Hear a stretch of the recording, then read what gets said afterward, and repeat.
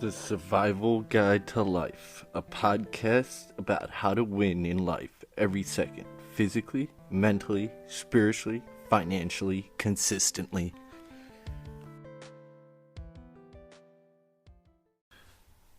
If you haven't heard about Anchor, it's the easiest way to make a podcast. Let me explain. It's free. It's free. It's free. There's creation tools that allow you to record and edit your podcast right on your phone or your computer.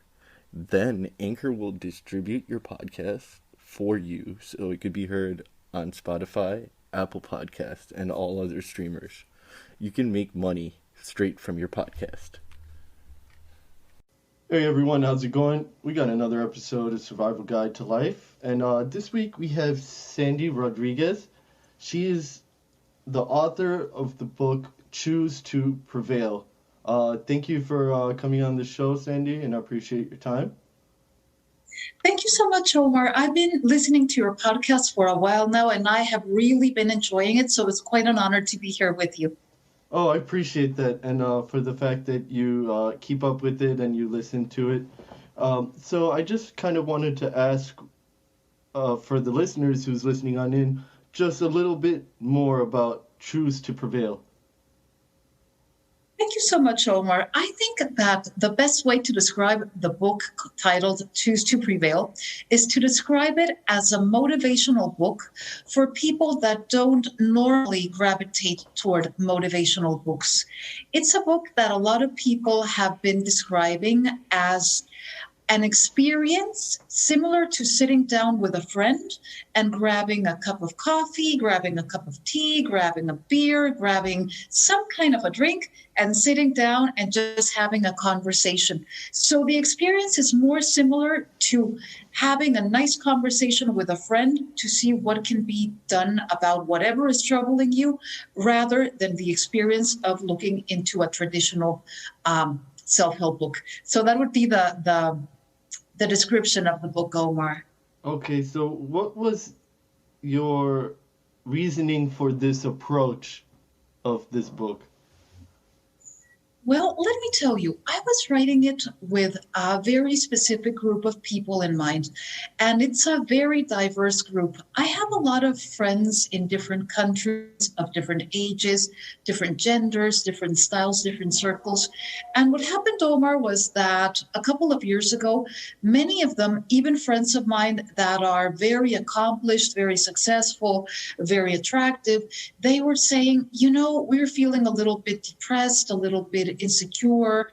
Maybe we are not happy with the path our life has taken, and we're just not feeling as well as we should. And I thought that was very surprising, Omar, because again, these are friends that if you were to look at them, you would assume that everything was going right in their lives.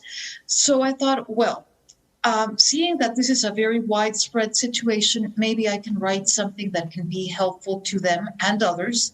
But then I thought many of my friends are not necessarily the type of people that would think to pick up a self-help book or necessarily move or gravitate towards a book of this nature. So I thought, how can I make it more engaging? How can I make it friendly? How can I make it easy to read, easily digestible, and quick to read as well? So I thought, well, maybe what I can do is package it in a limited number of pages. So I planned on creating a 100-page book so that it won't take anybody too long to read. But the writing style is what makes it more distinct. Not to say that there isn't a lot of value in more traditional self-help books. Of course there is, and many people find wonderful advice in their pages. But in this case, I was really reaching toward an audience that is not normally the type of person that would look for books in general or self-help books in particular. So it comes off more as a conversation. I talk about without falling into the realm of a memoir or anything around those lines. I talk about situations that might come up or that I have encountered, and I tell you things that I have tried that worked, things that did not work, and the book discusses suggestions that the reader can implement and test for themselves. And it's really not so much of let's say, instructional manual that goes, okay, step number one, do this, step number two, do this. No, it's more of a launching point for exploration and finding your own path, but moving towards your own path in a way that is far more confident and far more empowered. That's what I want the book to transmit, to have you complete the reading of the book, read it, and feel automatically much more confident, much more at peace, and with far more faith in the future. Now, with trying to achieve this, how did you go about figuring out to structure this in aspects? So like, okay, let me start here and let me end here, and these are the things that I want to say worked for me, and these are the things I want to say didn't work for me. Like, what was sort of your methodology in that? That's a very good question, Omar. What I did mostly was I structured it over the course of 20 different chapters, and each chapter focuses specifically on a certain type of problem that one might encounter. For example, it may be the loss of a loved one, or it may be an excessive amount of self-consciousness that leads to difficulties in public speaking, for instance. Or it might be perhaps insecurities about your own appearance or the way you are perceived on a physical level. And there are many different things that are mentioned, but the overarching theme throughout the entire 20 chapters is that most of the problems that we can encounter, be they very large, such as the loss of a loved one or any tremendously devastating circumstance, or be they more minor, for instance, I don't know, being blocked on social media or finding a lot of traffic on your way to school or to work. Really, the overarching solution to all kinds of difficulties, be they big or small, has a lot to do with a shift in your perspective. It has to do with the way you talk about a specific incident or about yourself, the way you talk to others and the way you talk to yourself. And lastly, there are several actionable practical steps that people can take. So it's basically a three-pronged approach. You shift your perspective, you speak about the circumstances and about yourself in specific ways that are helpful rather than not. And also, if possible, you take specific actionable steps. Let me give you an example, for instance. I think that a lot of people struggle with speaking in public. I think that would be the number one fear that most people express in general. That's surprisingly common. And sadly, it's common, even though it is one of the traits that are most valued in most circles. It's very important to learn how to speak in public confidently because it's going to be useful in your career. It's going to be useful in your social life. It's even going to be useful in your romantic life. It's going to be necessary at some point in your lifetime. And it's something that a lot of people fear. Now, Omar, I find that the reason most people shy away from that or even have a full-blown phobia is because most of us are tremendously self-conscious at that point in time when it comes to the time to come and speak in public or be in front of a camera or be in front of an audience. We're tremendously self-conscious, and we believe or we feel that everybody out there is staring at us and making assumptions and making judgments and being harsh. And the reality is that people are just not. You need to understand that even though you might assume, okay, everybody's looking at me, everybody's paying attention to any flaws, any mistakes, any missteps, in reality, that is not the case. In reality, most people are very absorbed with what's going on in their own lives, and they're not paying that much attention to us in general. So really, we need to lose a little bit of that degree of self-consciousness, and that makes a world of a difference. Now, you might say, well, Sandy, how can I believe that to be true? I don't think that's accurate. Okay, well, I can ask your audience. Think about somebody that you see frequently, maybe a friend at school, a friend from work, somebody in your neighborhood.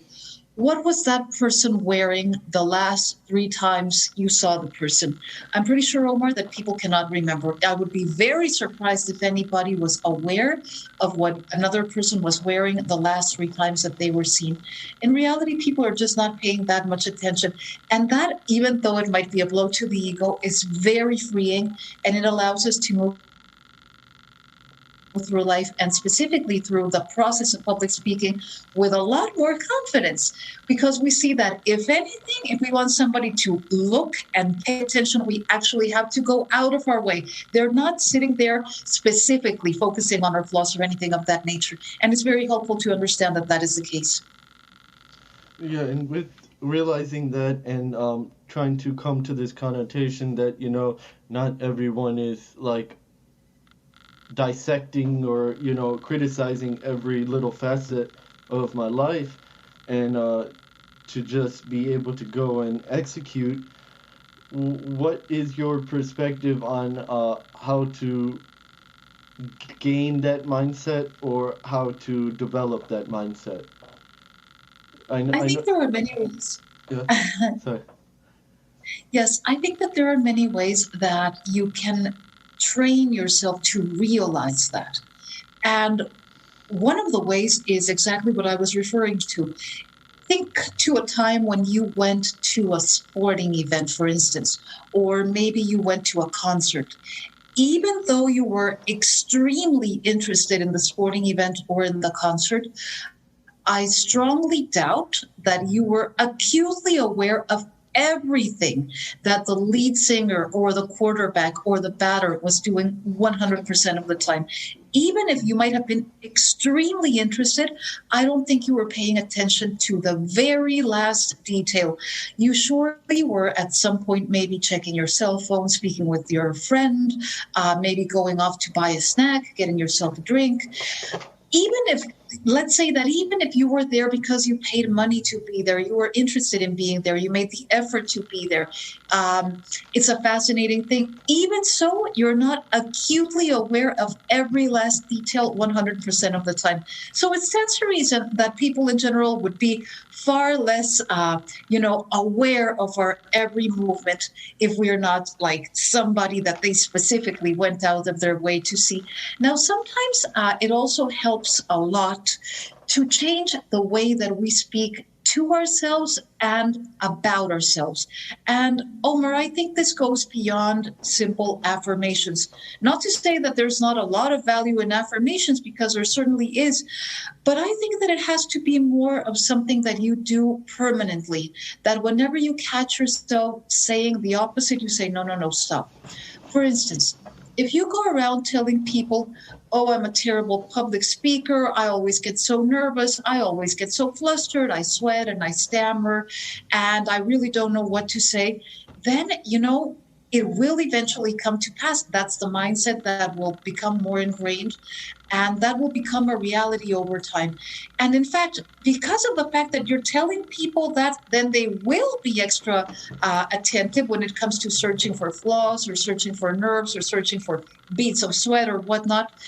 And the opposite happens, Omar, when you tell yourself and others that you're quite comfortable. If somebody says, so how do you feel about public speaking? Are you at all nervous about that speech you're giving? You can just say, oh, no, not at all. I really enjoy public speaking. It comes very naturally to me.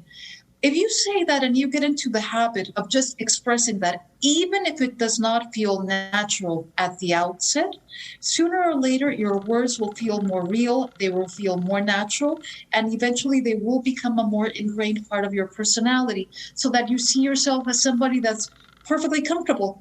And it is quite interesting. These are the types of situations in which words play a tremendous role in our outcomes, not only in this particular sphere of public speaking, but in general, Omar. For instance, if I want to become an athlete and I start telling people, I'm very athletic, I really enjoy fitness, it's very fun for me, I really like that. Well, a lot of things are going to happen. People will be more inclined to invite me when they're going out hiking, when they're going out for a run. I will somehow start picking up on little cues here and there. Maybe a website will pop up with sportswear, and then another one will pop up with a virtual race that I can sign up for. So opportunities will kind of magically begin presenting themselves. Of course, it's not magic. It's more of something that you're bringing forth, even with your own awareness. But it almost feels like magic because when you start claiming yourself to be a certain way, things do start aligning in a way that you see the reality of this. And it does become something that hardens into fact in the long run, which is why, of course, you should never go around speaking negatively of yourself or to others about yourself, you see? No, yeah, I agree. And then in some aspect, it's kind of like saying like fake it till you make it. But yeah, what you do tell yourself as important in who you are and who you will be.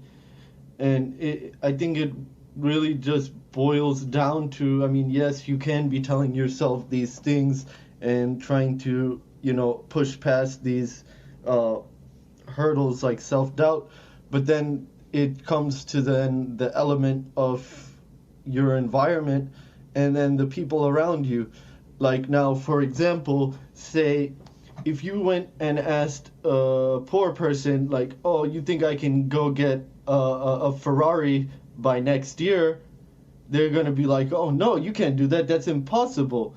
But then you go and ask 4 or 5 rich people or 4 or 5 millionaires, you think I can get a Ferrari by next year? They're like, oh, that's easy. That's, one Ferrari, you could get two. So I think it matters on that as well, and like really who you surround yourself with and the type of energy and the type of words they're feeding you. Omar, you hit the nail on the head. That's exactly accurate. I could not have said it better myself. There's a part in the book where I mention that just as what you are saying is important, what is being said to you is important. So I would say definitely move away from anybody that is unsupportive of your goals. If you feel that there's a circle of people that you don't believe will be tremendously supportive, it's best just to not verbalize your desires in front of them because you don't want them, cutting down your dreams or saying you won't be able to. It's much better to surround yourself, as you were saying, with people that say, sure, easy peasy, that's not a problem. Absolutely, that's very important. It's also important to move away from anybody who speaks to you in a way that is cruel.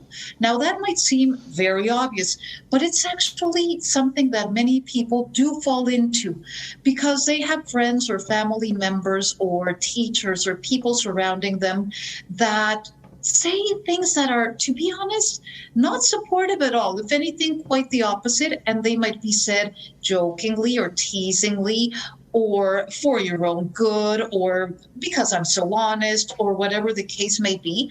And those things are not helpful at all. If a friend, a family member, a frenemy, or anybody is trying to put you down, it's far better to move away from that person, steer the conversation in another direction, or simply not to meet with that person unless it's in a situation where you don't have to really have a conversation, like maybe at the movies or something, because really you don't need any negative influences. What you need is an environment that supports whatever it is that you're telling yourself. However, I think that a wonderful thing is that most people would not necessarily put you down or say that your dreams are unattainable. It helps if you can find somebody like the millionaires in the story that you were describing. That would be ideal. But in reality, because you're going to be saying things that sound very natural just by nature of the way that you're going to say them, you're not even going to go around asking that or posing that as a question.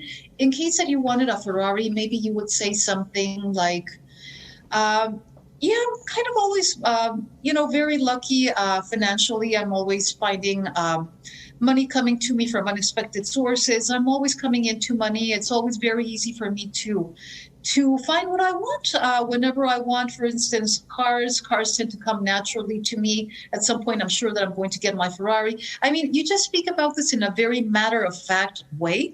Let me tell you, actually, I was just reminded of something very, very unusual that I had not thought about in years.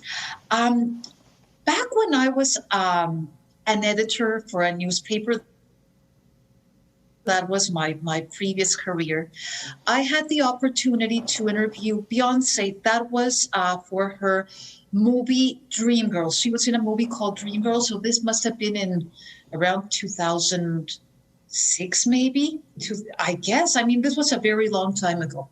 So in any case, I was interviewing her, and she was very matter of fact. She was saying, yeah, things always work out for me. So I wanted this award, and I got this award, and then I wanted this other award, and it also happened, and then I wanted to do this, and this happened. And she wasn't coming off as a boastful woman, but rather a very successful woman that was speaking about things in a very matter-of-fact way. And I think that, I mean, Beyonce, obviously, she's a very talented woman, but I think that up to a certain degree, her mindset has also been very instrumental in getting her to where she is now. Many people in entertainment are tremendously insecure, if only because the nature of entertainment includes receiving a lot of rejection, especially at the outset with auditions and maybe later with reviews. But they tend to be very, very insecure. In the case of Beyonce, I would say that the opposite was true. This is clearly a massively confident woman that not only is very confident in herself, but also very confident in the future. So we were talking about the possibility of winning. At that point, I believe it was an Oscar. She has not won an Oscar yet, but I wouldn't dismiss it as a possibility because she was like, well, yes, sometimes I set my mind on getting this award and I get this award and then I get this other award and then I want to be in the show and it happens. And she was just so natural in speaking about these things that I believe that was also the way she used to speak about things when she was only just starting out. So I think that is a very good role model in that regard, somebody to emulate, not saying things in a boastful way like, oh, I have this great talent and you don't. No, but just telling yourself and telling others, things come naturally to me. Of course they do. I mean, when I set my mind to do this thing, it gets done. When I set my mind to get this other thing, I get the thing. You're not even questioning it. It's just a fact. No, I think that's true, and it goes with the fine line between self-confidence and arrogance, and you got to be able to distinguish between the two, and it's always good, and actually it's preferred to have self-confidence, but now when you're sort of going into the realms of, oh, it's me doing this, like I'm the one who's doing this, I'm achieving this, then you kind of falling in the wrong path and you kind of want to check yourself before you wreck yourself. Absolutely. That's also very accurate. However, I do think that you can sway too far in the other direction. That maybe because a person does not want to fall into arrogance or anything boastful, especially now with COVID, that a lot of people have been losing their jobs or a lot of people have been, not feeling great. It might come off as overly cocky to say, yeah, my life is fabulous. Of course, that's not what you want to do. But you also don't want to sway in the other direction, which would be maybe self-deprecating humor, which a lot of people use because it's fun, because it makes people laugh. It's enjoyable.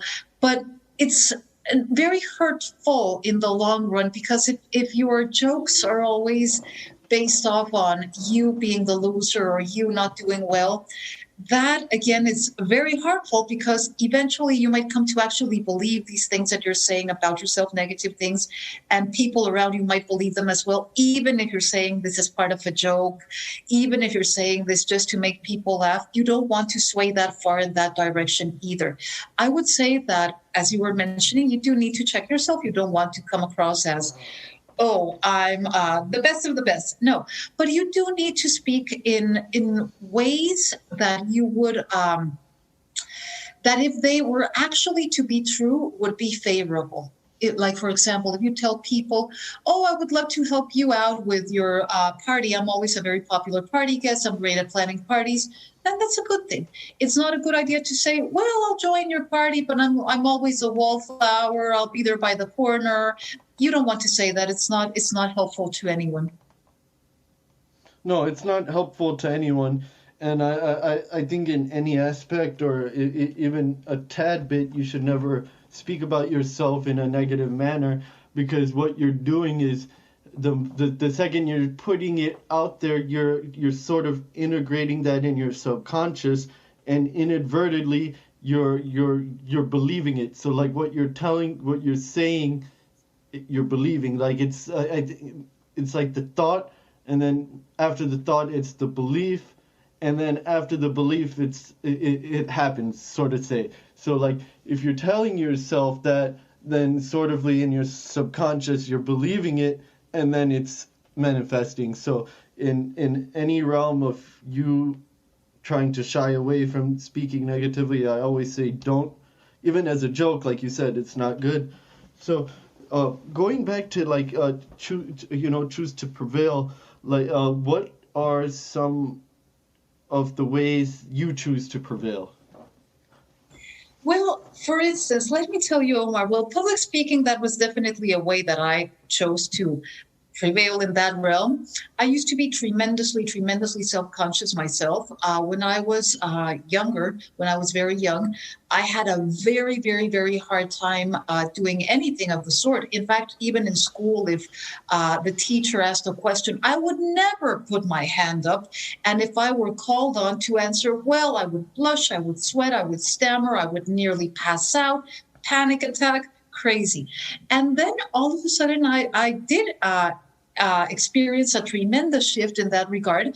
And now I sometimes do work as a professional speaker. So that was really going from one extreme to the other. And I think that was something very helpful in my career and just in general. I have also overcome a number of things, both big and large. For example, a big hurdle, or rather than a hurdle, a big tragedy that I had to somehow overcome was the deaths, very tragic deaths of my father, my younger brother, one of my closest female friends, and also another friend that was my makeup artist. So I lost all of those people in a very short span of years, all in different and very tragic circumstances, very sad circumstances.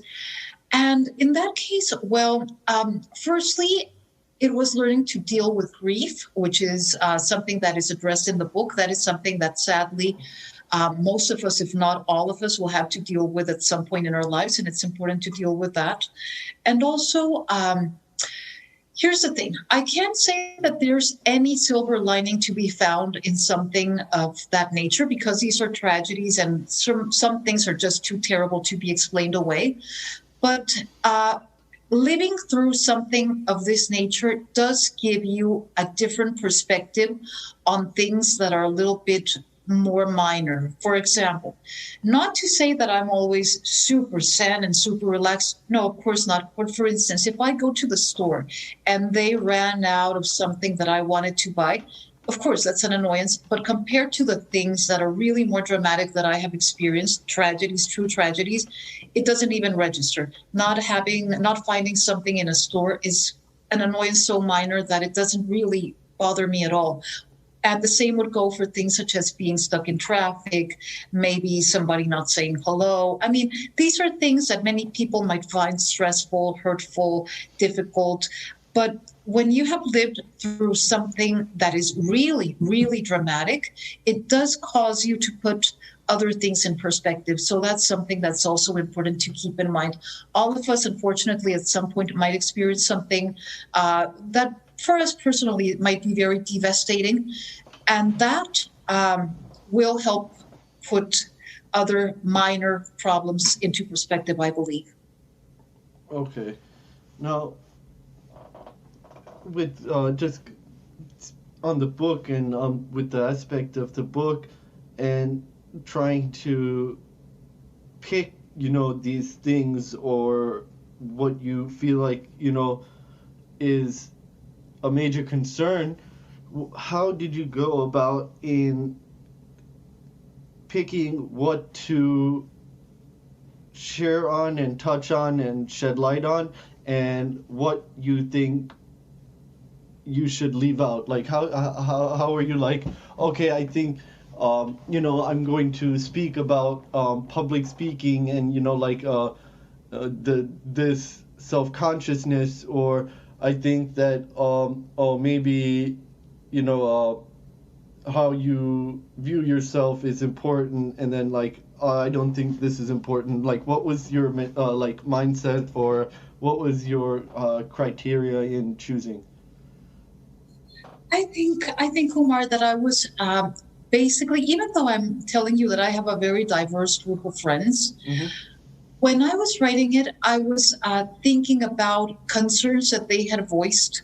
And even though they're really a very varied group of people, certain themes kept popping up again and again. For example, many of them were saying, I'm having trouble sleeping at night because I feel very concerned about where my life is going, for instance. That was a common concern. So that's something that I thought that needs to be addressed in the book. Then, surprisingly, several of my friends mentioned insecurities regarding physical flaws or what they perceive to be their physical appearance.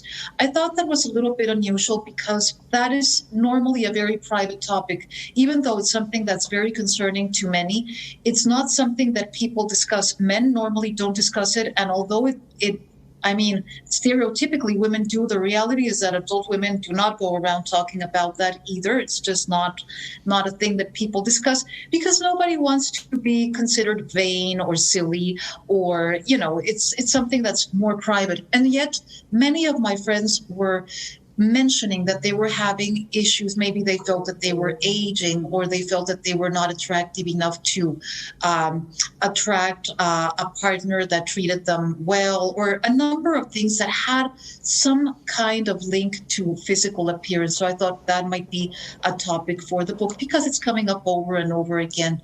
Another topic that was definitely popping up time and time again was loneliness and what to do when you're alone. And of course, that was obvious. That was an obvious choice because I completed the book during the pandemic, or the start of the pandemic, where people were all the more scared and when lockdowns were much more strict and severe. And many people found themselves being locked up at home, and in some cases alone, when they really did not want to. So I thought that was a very, very important topic to touch upon. So what I did was exactly that. I identified topics that my very diverse group of friends were mentioning time and time again, and tried to address those.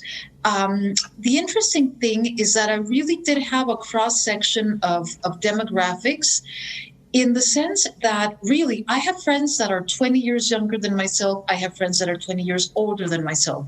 I have friends in different cultures, different cities, different languages, different walks of life. And strangely, some of the same themes were popping up again and again and again. And certainly I think those are things that are more universal, much more universal than something that a specific person might be talking about. These are topics that might be of interest to a wider range of individuals. Okay, and then what did you notice when talking to your friends and these various different diverse groups?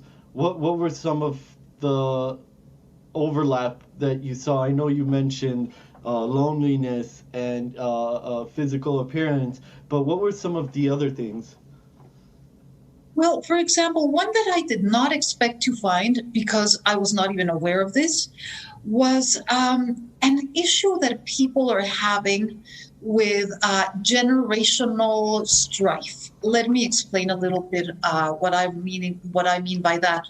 Up until recent years, I was fairly confident that Really, there was not much difference between one generation and another for many reasons. Firstly, a lot of things that are fashionable in entertainment, in clothing, in many different things cut across demographics and are used by all. So, although I have a lot of friends that are very young and a lot of friends that are far older than I am,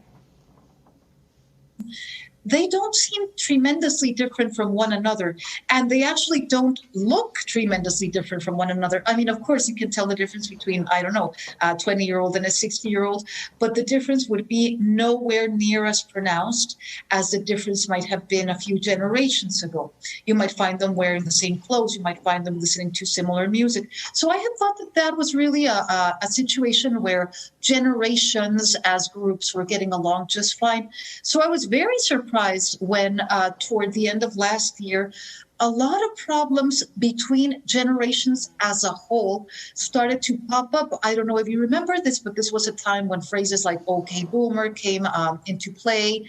And of course, certain other people were describing millennials as snowflakes and this and that, which was to me very, very odd because it means people were feeling categorized based not only on their personality or beliefs, but also a lot on their age, which I thought was very strange. And in speaking with friends, I found that that was a concern. A lot of my older friends were encountering what they perceived as ageism in the workplace and in other circles or spheres. And a lot of my younger friends were also experiencing a form of age discrimination in their careers, perhaps, where they were perceived to be maybe not as reliable or maybe a little flaky, when that might not have been the case at all. So I thought, okay, that's very strange. I absolutely was not aware that this was going on at all. But I thought, well, now that I'm aware, let's take a deeper look into this phenomenon and see what can be done about this. So I devoted a chapter to that as well. And in reality, I mean, in our day-to-day lives, I think that it would serve us all, Omar, to look beyond age when meeting new friends. In this regard, there have been just so many movements recently to avoid discrimination regarding race, income, disabilities, all kinds of things. Those have already been addressed by someone. But age discrimination is really, it seems to me, like the last frontier. Right now, it still seems to be fine to make fun of people because they're too old, or even more bizarrely, because they're too young. So that's something that really makes no sense, especially because people as individuals, there are more pronounced differences between individuals within a group than differences between two groups. I would venture to say that maybe you, who are a very young man, I would venture to say that there are more differences between yourself and another young man that I might find than between your generation and another generation as a whole. It doesn't make sense to me that there should be a divide. Yeah, no, I don't understand that either. And in that aspect, it kind of like mind-boggling. But I think you in the right aspects of what you did with compiling your book and trying to, sort of be that motivation, driving force in doing so. So that's very commendable. But my next question was, in this book and as someone is reading this and going through this, what was your goal in where you wanted to take start the journey, and then where did you want to leave them from the last page? That's a wonderful question. Okay, what I wanted people to do was complete the reading of the book, which would take them maybe an afternoon, because again, it is a very compact book meant to be read over the course of an afternoon, a few hours, 3 hours, 4 hours, you should be done. And I wanted them to walk away feeling so much more self-confident, more empowered, with a more strengthened sense of agency, with a feeling that things will be all right, in the end. And if they're not all right, then it isn't the end. I mean, definitely, you will always, always, always be able to triumph over adversity if that is what you desire. Okay. No, I'm in a little better mindset in the execution. And if anyone wanted to, get in touch and like read this book, how can they go about in purchasing it?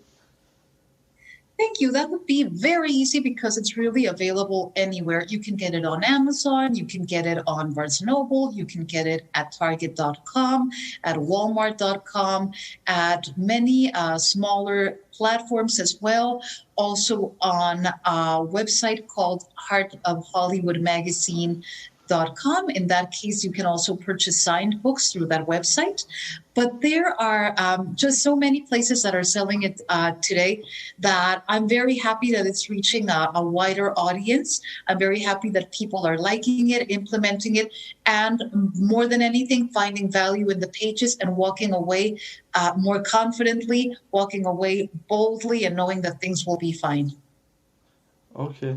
That's awesome that it's so widespread like that. So that's really cool in that aspect. Now, in aspect of anyone reading the book and kind of wanting a little more direction or like a little more guidance, how could they go about reaching you and connecting with you?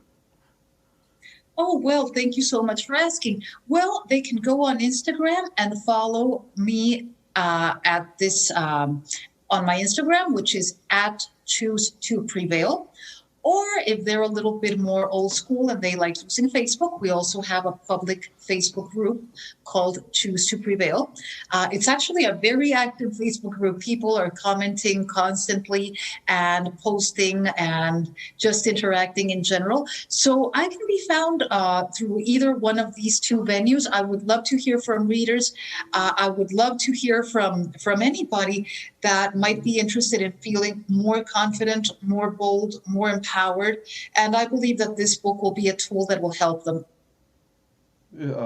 Yes, and It then will feel just like they sat down with their friend with a cup of coffee, with a glass of wine, and everything will be better. and then yeah, with soon if you share those links with me, I'll put it in the show notes. And then with choosing to prevail and choosing to be your best self, I always ask the guests to end on a quote and send us off with a quote. So if you could be so kind, Sandy, to do that. I would love to. And the quote is exactly the one that I just mentioned, which is everything will be okay in the end. And if it's not okay, then it's not the end. Sandy Rodriguez, the author of Choose to Prevail. Thank you again for your time. Thank you so much, Omar.